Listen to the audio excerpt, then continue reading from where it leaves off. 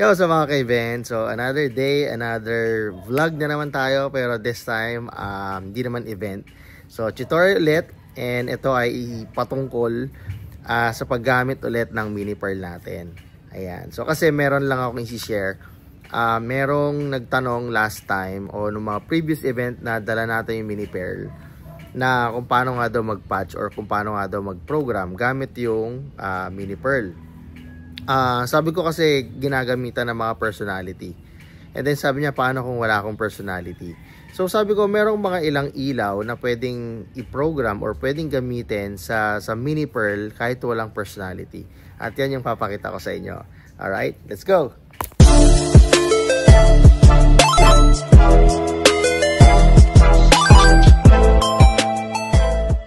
Alright guys, so ito, dito na tayo sa ating mini pearl. Ayan, so nilatag ko muna.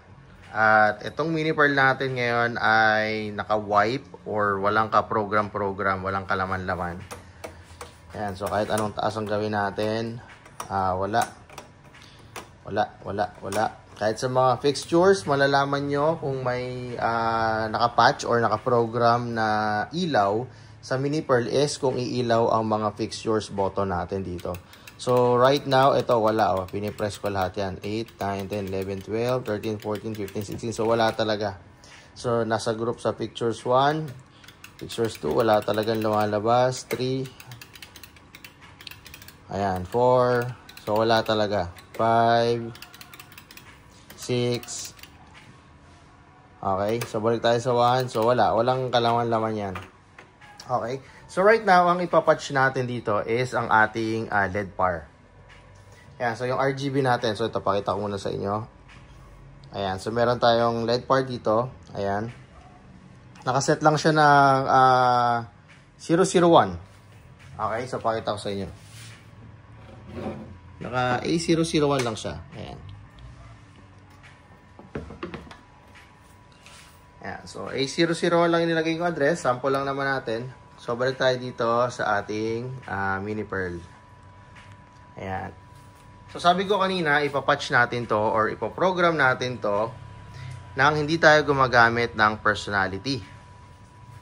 Alright? So, kung natatandaan nyo, pag nagpapatch tayo dito, ang pinipili natin ay fixture. Alright? So, kung dun sa mga bagong nakakapanood nito, pwede nyong balikan yung mga previous videos about mini pearl. So, yung how to patch natin doon. How to patch and program fixtures gamit ang mini pearl 1024. So, alright. So, right now, hindi natin gagamitin yung fixtures. Gagamitin natin ay dimmer. Alright. So, patch and then dimmer. So, pakita natin. Sana makita dito sa screen. Zoom ko na lang. Ayan. So, dito sa screen natin, ayan. So, press ko lang yung patch. Ito yung patch. Ayan, ito yung patch. Dito sa mini pearl ko, nandito yung patch. Alright, so sabi ko nga, dun sa mga previous videos about dito, pwedeng magkaiba tayo ng mini pearl na gamit. Pwedeng pares na itsura, pero magkaiba yung pwesto ng mga buttons, pero pares lang ng function. Alright, so merong A, 1024A, 24B. So, as long as it's 1024, mini pearl 1024, pares lang ng function yan. Pwedeng iba lang ng terminology sa mga buttons, pero parehas lang yan. So, ulitin ko, kagaya nung dito sa akin, position, okay? Yung iba naman, locate. Alright, so let's go back. Balik na tayo doon. So, press ko yung patch. Sana makita, paki-check lang sa screen or paki-focus na lang sa screen. Ayan. So, before, ang pinipili natin dito ay yung fixture. So, ngayon naman, ang pipiliin natin dito ay dimmer. So, letter A. Yan. So, tapat-tapat lang yan, ha? Okay? So, para sa mga bago ulit or sa mga ngayon na nakapanood nito, now, merong mga buttons dito sa tabi. A, B, C, D, E. So, correspondent lang yan dito. So, A, B, C, D, E. So, ganyan lang yan para mapili nyo. Okay? So, balik ko lang ulit. So, patch. Pili natin dimmer. Okay? And then, punta tayo dito sa fixture natin. So, pipiliin ko lang itong fixture 1 to 8. Ayan. Alright, and then, Exit na ako dyan. Tanggalin ko na yan. Okay. Sana masundan. Ito, ayos ko na yung camera natin. Ayan. So, mapapansin nyo naman yan pag umilaw na yung LED bar natin, iilaw na ko yung paligid natin. So, piliin ko lang yan. So, ayan na. So, yung first fader ko dito is dimmer. So, parang gumagamit lang tayo ng typical na DMX. So, dimmer. And then, R. G. B. Alright? And then, white. No? Kasi RGBW naman yung ginagamit yung LED bar. So, hindi ko natututok sa atin kasi para hindi problema sa camera. So, nagre-reflect naman. Nakikita naman, no? R. Yung ilaw. G. B. So, pwede ka mag-combine. Yung usual na ginagawa, nagiging violet. Ayan. So, dagdagan mo ng pink. Or dagdagan mo ng white para medyo maging pink. Pwedeng ganito. So, para ka nang gumagamit ng normal na DMX. Ayan. So, other feature or depende dun sa personality or sa channeling. Sa channeling ng LED bar mo, since 8 yung pinili ko dito. So, yung iba kasi dyan, meron parang yan, parang running light. Ayan. So, meron ka na agad running light. So, pwede mo na siyang i-program. Pwede mo na siyang i-save as program mo. Okay? So, hindi tayo gumamit ng personality dito. Alright? So, sige, try natin mag-save. Alright. So, ayun. So, inayos ko lang yung camera natin. So, sana talaga makita. So, naka-tripod lang ako. Okay. So, dito tayo magsisave again sa mga playback button natin or yung tinatawag na swap. Okay. So, pag meron kayong mini pearl, makikita nyo dyan. Ang tawag dyan, may lalabas dito sa screen na swap. So, ito yon. Ito yon, yung kulay blue na yan. And may label naman dito yan na playback. Okay. So, sabi ko nga, ulitin ko, kapag walang ilaw yan, so walang lalabas yan. Kapag walang nakasave dyan. Okay? So, try natin, no? Gagawa tayo ng, or magsisave tayo ng kulay. So, unahin natin yung red. So, itatas ko lang ulit yung red natin. Ayan. So, obviously, naka-red. So, punta na ako dito sa button natin dito. Ayan. So, meron tayong button dito na chase. Ayan. So, pakititigan maigi yung screen. So, press swap to edit or to save a chase. So, once again, ito yung swap or ito yung playback button. Ayan. So, sabi ko ulit. So, pagka nagbiblink yan, ibig sabihin walang laman. Okay, so pipiliin ko na to. Dito natin lalagay. Ayan. And then, balik tayo sa screen. Tingin sa screen. Meron tayong option dito. So, piliin natin yung record.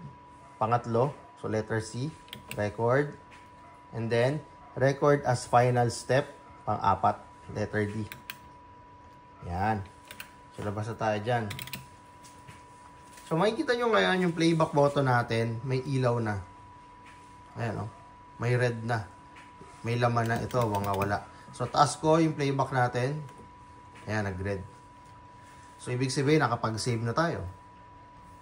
Okay? So, pwede rin flash lang. Check, just to check. Pwede mong pindutin yung swap kahit di nakataas yung fader o yung playback fader natin. Pwede yan. Just to check. Okay? So, save tayo sa pangalawa. Sa pangalawa, dito, save natin ay, for example, blue.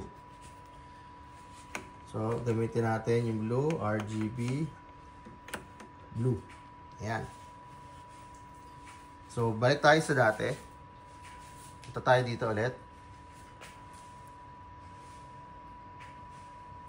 Sa chase button. So, chase.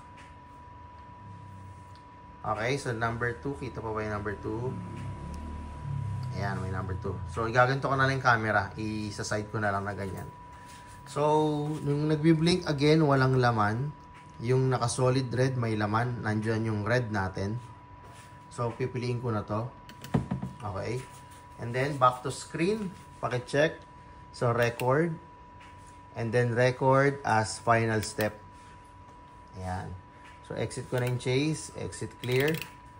Okay. So, hindi ko na babagoy yung camera. So, kung mapapansin nyo, dalawa na yung solid light natin dito. May laman na. So, dapat ito ay red. Yung kanina. Tama. Ito ay blue. Blue. Okay. So, pwede ring fader yung gamitin natin. Ito red. Ito blue. Okay.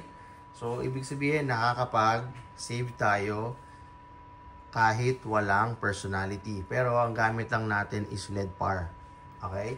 Hindi lang natin magagamit yung mga preset na mga shape ng kulay. So, may konting manual na mangyayari, pero masisave mo pa rin dito. Okay? So, pwede rin yan kahit sa mga smoke machine, sa mga haze machine. Basta lagay mo lang yung address na required, and then pwede mo silang i-patch or i-record dito kahit walang personality. Okay? So, one more. So, gawa pa tayo ng isa. So, kung kanina, meron tayong red, blue, okay? Gawa naman tayo ng iba't ibang kulay or parang running light or RGB lang. Okay? Talang ako dito sa taas.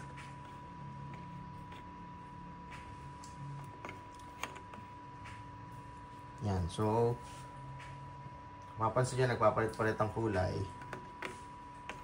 Pili lang ako ng medyo smooth lang or mabilis siguro para nakikita nyo agad. Ayan. So, pakita ko sa inyo yung LED par. Hindi pala masyadong kita eh. Teka.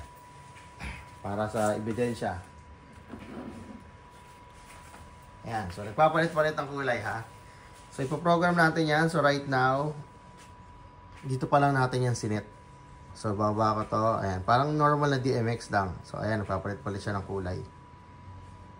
Okay. So, for example, gusto kong isave yan sa pangatlong playback natin. Okay. Kasi yung una, meron na tayong red, meron tayong blue. Gusto ko yung pangatlo, yung running light na yan. Okay. So, balik tayo ng chase. Adjust ko lang tong camera natin. Then, focus lang tayo sa screen natin. So, chase button. Okay. Press, swap to edit or to save a chase. So, pangatlo. Ito, kita naman sa camera. So, once again, pag nagbi-blink, walang laman. So, piliin ko yung pangatlo. Okay. Then, let's go back to the screen. ABC. Para sa record, pangatlong option. Record. And then record as final step, ang 4, letter D. Ayan. Tapos tanggalin ko na sa chase button. Exit clear na ako dito. Alright. So, balikan natin yung mga program natin. So, kung makikita nyo, 3 na yung solid light natin. Okay. So, ibig sabihin, 3 na yung program natin. 3 na yung nakasave na chase.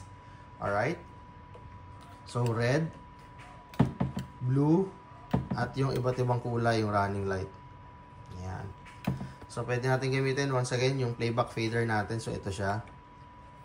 So, ayan. So, nagpapalit-palit ng kulay. So, pakita ko lang ulit natin. Ayos ko lang yung camera. Yung LED par. So, ayan yung LED par natin. So, nagpapalit-palit ng kulay. Okay. So, baba ko sa fader playback. Gawin kong red. Ayan ang red. Gawin kong blue. Ayan ang blue. Pangatlo. Ayan, yung running light. So, balik ko dito.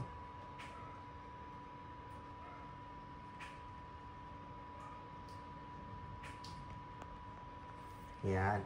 So, pwede, no? Pwede tayong gumamit ng mini pearl o ng controller na 1024 kahit wala tayong personality. Yun nga lang, limited, no? Limited na fixture or limited na ilaw lang yung pwede natin gamitin. Okay? So, hindi kagaya ng mga moving heads. So, kahit naka LED par ka lang, pwede ka mag mini pearl. So, hindi sinasabi na kung mga LED par lang yung gamit mo at nagsisimula ka pa lang, hindi ka na pwedeng gumamit ng mini pearl. So, pwede. Okay? So, ayun muna. Okay, so tanggalin ko lang muna. Ayan, so para malinaw. Ayun lamang. So, for demo purpose lang naman yan. So, yung ginawa natin yan just to show you na pwedeng mag-patch, pwedeng gumamit ng mini pearl kahit wala kang personality. Alright? So hindi ko sigurado kung pwede sa ibang klase pa ng ilaw, no? Pero definitely sa LED par pwede. Ayan naman, nakita nyo naman. Sa mga amber white na LED par, pwede rin yan. Nagamit ko na yan sa haze machine ko. Pwede rin yan. Kahit walang personality. Sa fog machine, pwede rin. Basta yung fog machine nyo ay DMX ready. Para pwede kang mag-set ng address. Okay? So kagaya ng mga LED par na yan. Ayun. So nakita nyo na mga kaiben. So na-demo na natin. So sana may natutunan. Sana may nakapag-focus. Anyways, dahil uploaded naman to, pwede nyo naman siyang sundan pa isa-isa. Alright. So yun lamang. Sana nasagot din yung tanong. Kung gusto nyo itanong at hindi nyo pa nalalagay sa comment section kung pwedeng walang personality. So ayan. Sana masagot, no? At dun sa nagtanong, sa labas, actually hindi sa comment section, hindi dito sa YouTube or sa Facebook. Personal ko siya na nakausap, pero chinek naman yung Facebook natin. I mean yung YouTube natin. So sana mapanood mo, sir, para para magkaroon ka ng guide. Okay? So yun naman yung step by step na nilagay natin. So sana masundan, sana may naitulong. At once again, sa susunod na vlog ulit.